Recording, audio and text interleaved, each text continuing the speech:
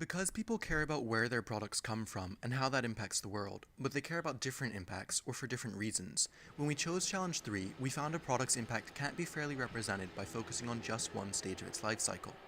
We decided to approach the problem holistically, creating a way to inform consumers about the impacts a product has at every stage of its consumption cycle.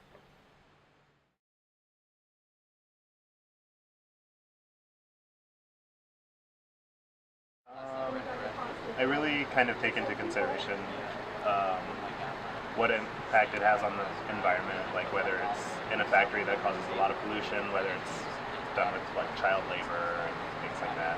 Definitely you want to know about the social impact that these products play, and the economic impact I think is huge, just because of the fact that a lot of companies say we want to do our part in making sure we provide back to our economies or the economies that we take back from, and make sure we're doing the right thing for the places that we use these products from. I just want to make sure that they are not breaking down the ecosystem or anything like that is bad. I did a project on the rainforest and learned about how badly the rainforest is being depleted, and I kind of, after that, wanted to just be aware of where things were coming from and how badly that is going to affect me, because I know the rainforest, I think it was 25% of our water or something like that, or air, comes from the rainforest.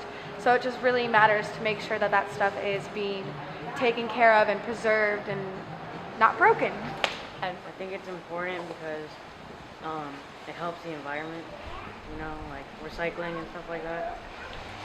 It's important because we need to look at our daily habits and see how we can become more efficient and have less waste.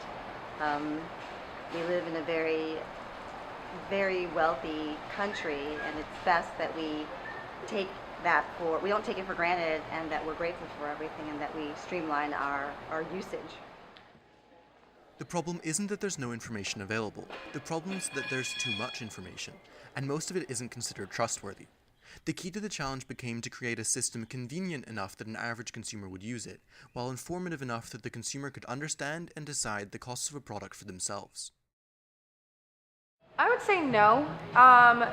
In order to really find that information, I would have to really search on the internet and do deep background checks on all of these different products. But just easily open access to that information, no, I would say not. And if they do have it easily open, they're probably lying. I mean, there's always the internet, there's these smartphones nowadays, so you can go ahead and Google it, but nobody's going to be taking their time in a grocery store or anywhere else Googling all the products that they're going to be buying, since there's such a variety of them. I don't really, not that I know of. I mean, they'll tell you oh, it's made at Pepperidge Farms, but Pepperidge Farms is a factory, not an actual farm, so.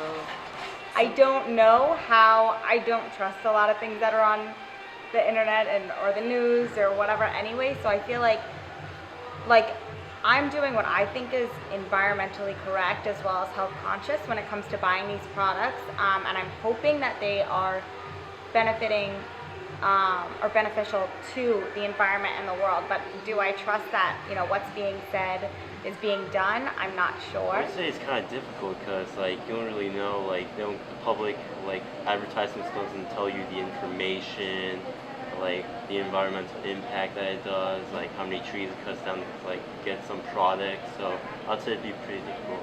It's pretty difficult. It's not the easiest to do. You have to do some pretty extensive research. Even online is going to give you very minimal information.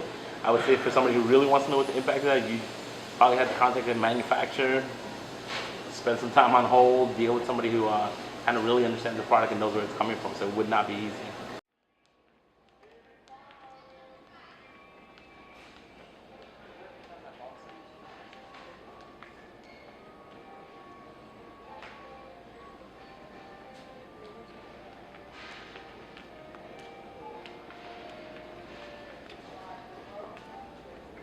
Hey, what do you think about this one? I think it's the cheapest one.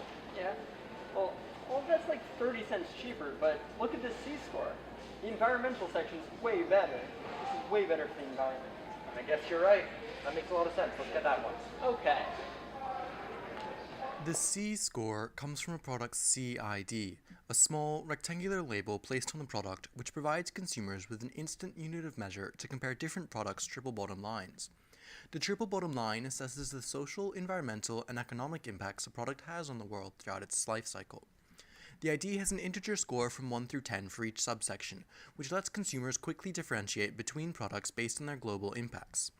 Next to the scores is a QR code that leads to a more detailed analysis of the product's impacts. This information can also be accessed by following the link at the bottom of the label. Upon reaching the website, the consumer is presented with an interactive map. The map has pins showing the location of various impacts, color-coded based on subsection. Blue pins indicate significant social impacts, green pins are for environmental effects, and red pins are for regions with an important economic stake in the product's life cycle. The consumer's current location is indicated with a unique gold pin, which gives information on the purchase, consumption, and disposal stages of the product's life cycle. For the purpose of scoring, the world is divided into 12 major regions, each of which is assigned its own assessors and rubrics. By clicking on a pin, consumers can see what stage or stages of production took place in that country, and a local subscore, as well as the information used to arrive at that score based on a regionally tailored rubric. A link to the rubric is also provided. The assessors will score a product based on rubrics which take into account a variety of factors, weighted by local salience. This is an example of the environmental subsection rubric for the region of sub-Saharan Africa. This rubric could be used when assessing the environmental impacts of Lumiled's production cycle in Zambia. The assessors combine the regional rubric and their familiarity with local perspectives to arrive at a subscore. Lumiled's Zambian copper source, China Non-Ferrous Metals, takes advantage of the local bureaucracy's licensing loopholes to exceed safe levels of water and soil contamination, earning it a low environmental score of 3. Below, with differences highlighted, is a comparison of the environmental rubrics for 3 of the regions impacted by Lumiled's production cycle. Each rubric prioritizes different factors based on their importance in that region. The sub-Saharan rubric would be used for Zambia. It places an emphasis on soil and water pollution, which are issues of particular concern in the region because it's home to so many fragile ecosystems and endangered species. In West Africa's rubric, which would be used for Morocco, more weight is given to eutrophication. According to a 2011 U.S. Geological Survey, 85% of the world's phosphate reserves are located in Western Africa, mostly concentrated in the Western Sahara. Bloomberg Businessweek reported that Morocco alone accounts for 30% of the world's annual phosphate exports. That's over 50 million metric tons every year. Phosphate is the commercial source for phosphorus, an essential mineral nutrient which, when improperly disposed of, results in algal blooms, creating dead zones, regions of water where nothing can live. These dead zones destroy marine ecosystems and contaminate already limited water supplies. The Asian Pacific rubric would be used for China, Malaysia, and Singapore.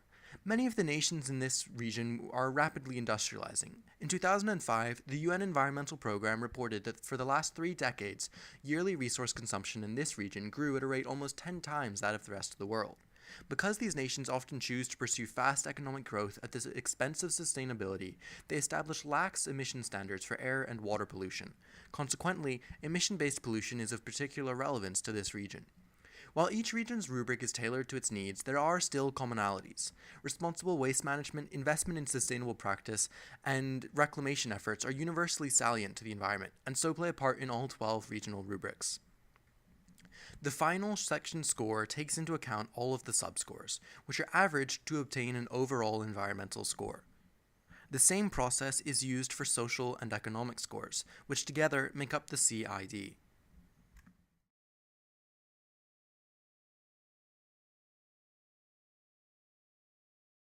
You know, we may be moving day by day and acting like it doesn't bother us, but if the general public is educated, we'll make wiser decisions. I think it's great. It really makes this accessible for us to look at whatever it is that we're purchasing and make more informed choices. Yeah, definitely. I would, I'm all about humanity and preserving things, so it would just make more sense. Yes, I would like to see that just so I know I'm not breaking some poor little boy's fingers buying my shoes or whatever, something like that. What was it again? It's okay. You're fine. This thing with all the product scores that like tells you where things are from. Oh, so if you scan that, then it tells you? So this is like rough scores of where everything's from, Okay. and then if you scan the code, then it brings up a map that shows you where it comes from and why it got the scores that it got. So like why it has a good score in environmental, so it'll be like, it shows you that, oh, in this country it does like a lot of forest planting to make sure that whatever it cuts down for wood, it also like replaces. Or it could show you that like in China they have a manufacturing there, but they pay everyone fair wages and they don't employ That's child cool. labor. Do I get things one like for that. doing this? No, I mean, so what do you think about this idea that I just showed you, the C card? I think it's actually pretty cool. I mean, I've never really heard of something like that, so I'd like to see where different things are made up of and where they come from. I think it's a great idea. I think I would definitely be interested in using something like that while I'm shopping. And I think it's a good idea. I think you came up with a very good idea to, when you're shopping, because, it gives people a chance to understand. I think it's a great idea. It would definitely help consumers know what they're buying. Okay, ask the question again. So do you think the C card would change your buying choices at all, or do you think it's a good idea? What do you think about it? I absolutely do think it will change my buying choices. It's an easier way to go ahead and see where your products are coming from and how they're made, rather than Googling and searching it and going through a whole entire list of things that seem inconvenient for you. So I mean, yeah, it's definitely an easier way to go ahead and see where those products are coming from and how they will affect your body. The CID card, the reason why I think it would work is because of the fact that, again, to your point earlier, some of the products come very close to in price point. And if there's a deciding factor about buying product A and product B, the product B seems to be the better choice in terms of what's right for the people, the environment, and for the economy that you belong to and are part of. And you're clearly going to go with product B versus A, just because of the fact that maybe its CID score is a little bit better than product A. Hi, I'm Matthew Ferguson. I'm Ellis Gallion. I'm Isabel Tercio. I'm Lawrence Richardson. I'm Libby Vilmar. And I'm Phineas Agar. And we are Oodles of Utils!